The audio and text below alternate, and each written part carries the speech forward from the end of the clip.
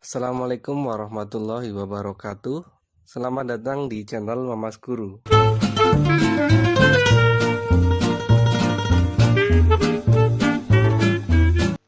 Pada video kali ini saya akan menjelaskan mengenai materi dimensi 3 ya. Ini di matematika wajib kelas 12. Ini sebagai pertemuan pertama atau pengantar ya.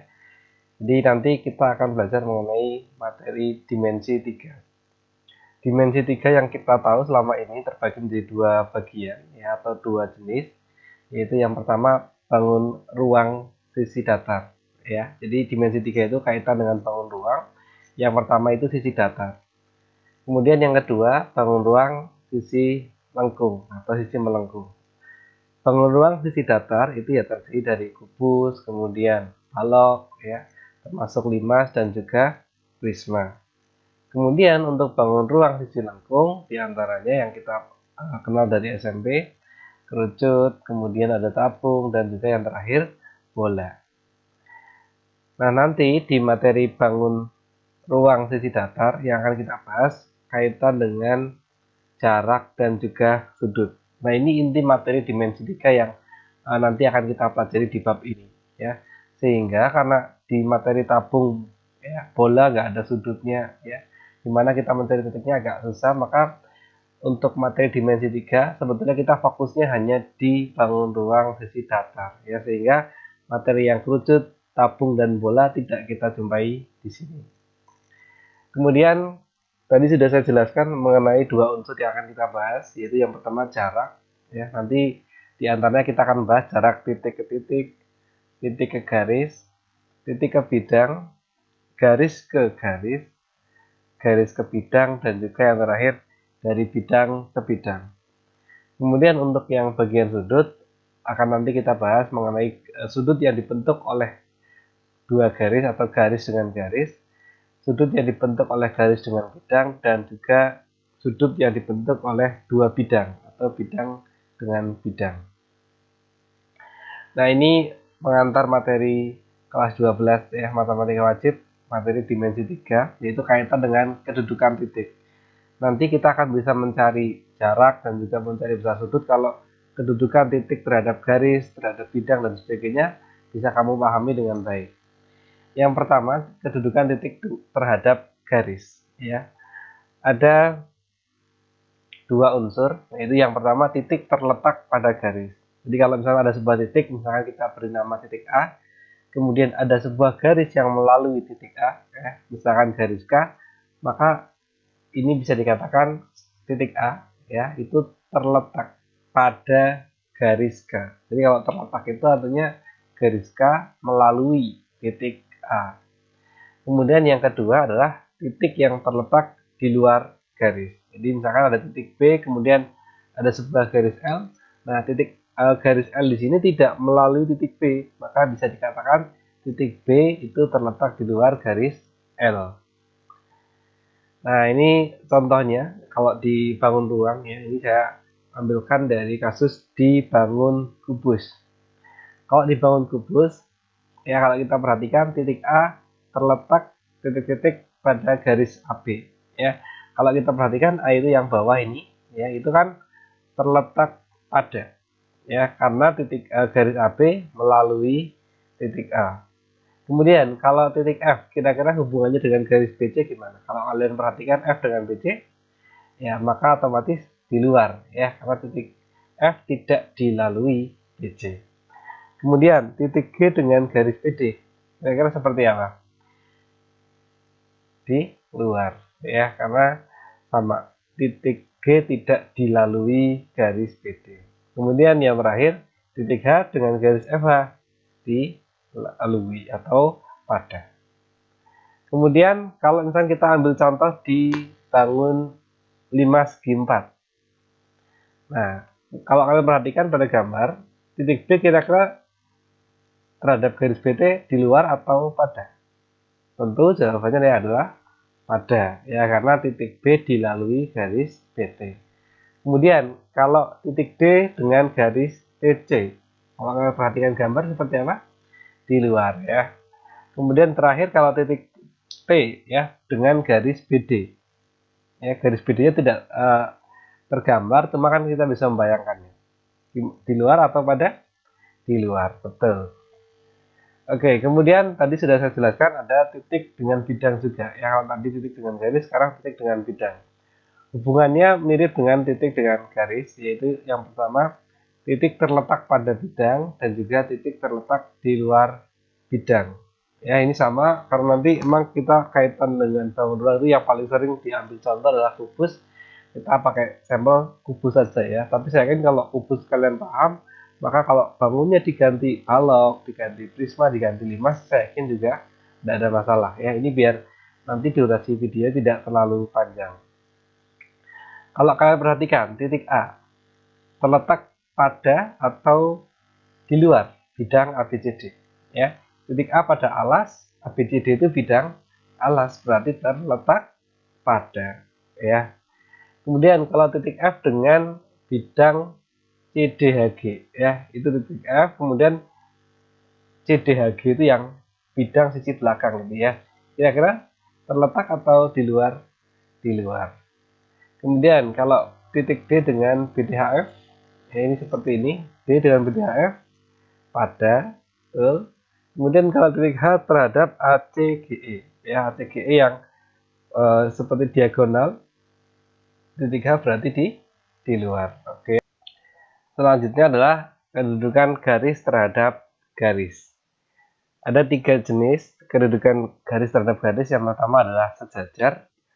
Ya, jadi kalau ada sebuah garis, kemudian ada garis yang lainnya, yang kalau misalnya kita perpanjang itu tidak akan pernah memotong. Jadi kalau di dunia nyata seperti halnya batang besi pada rel itu ya, kan sejajar terus sepanjang apapun relnya, kedua batang sisi kanan dan kiri tidak akan pernah bertemu. Kemudian yang selanjutnya adalah perpotongan. Jadi kalau ada sebuah garis, kemudian ada garis yang lain yang memotong, ya memotong itu berarti nanti akan kita peroleh titik potong. Nah, berarti itu ciri dua garis yang berpotongan.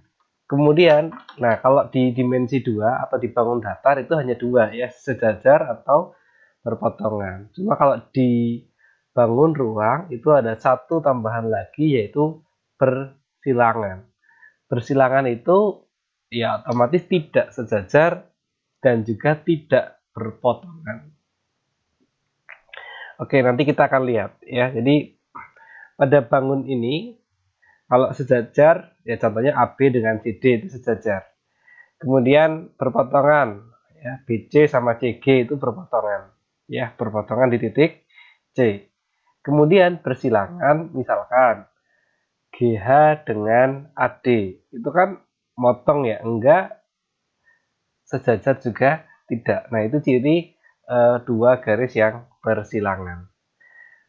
Misalkan kita sekarang menanyakan garis AB dengan BC, ya kira-kira berpotongan atau tidak?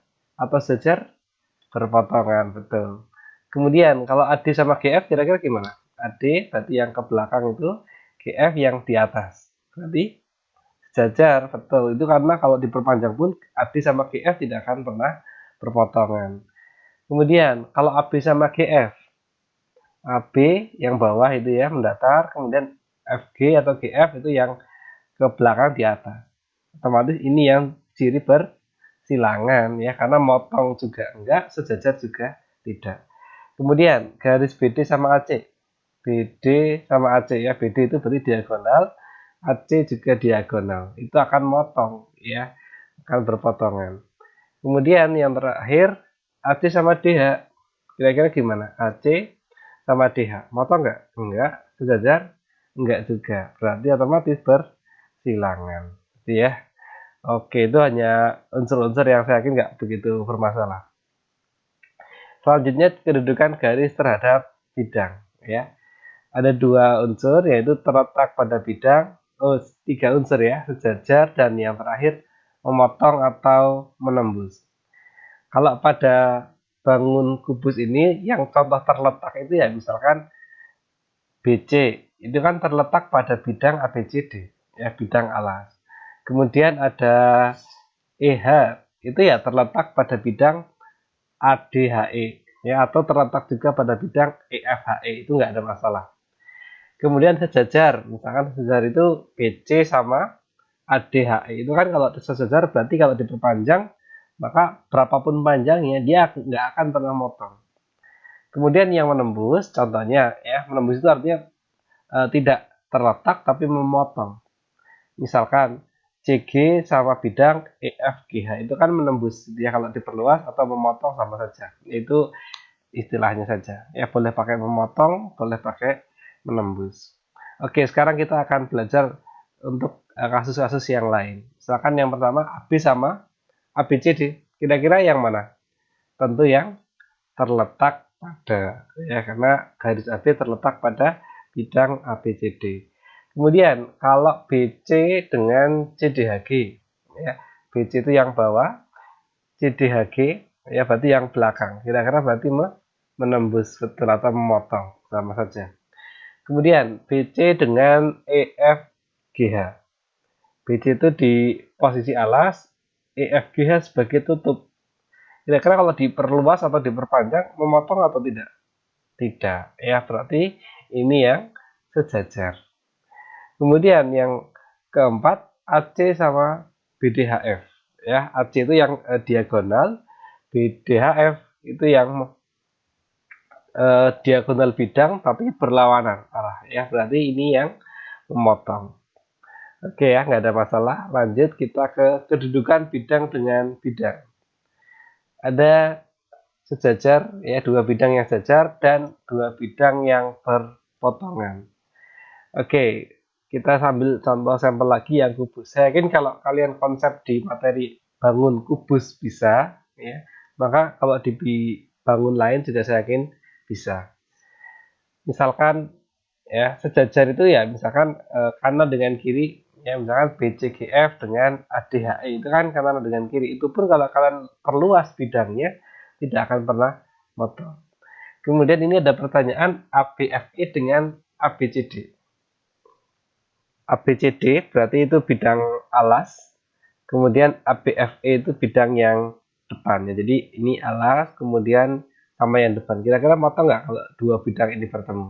Ya, tentu berpotongan ya di garis AB. Berarti ABCD dengan ABFE berpotongan.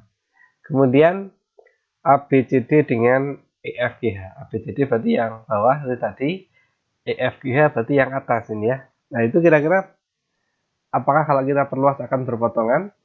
Tentu tidak ya, sehingga ini sejajar. Kemudian untuk bidang BDG dengan bidang ABCD, berarti BDG itu yang seperti ini ya, segitiga, kemudian ABCD yang bawah sebagai alas. Kira-kira berpotongan atau tidak? Tentu berpotongan ya.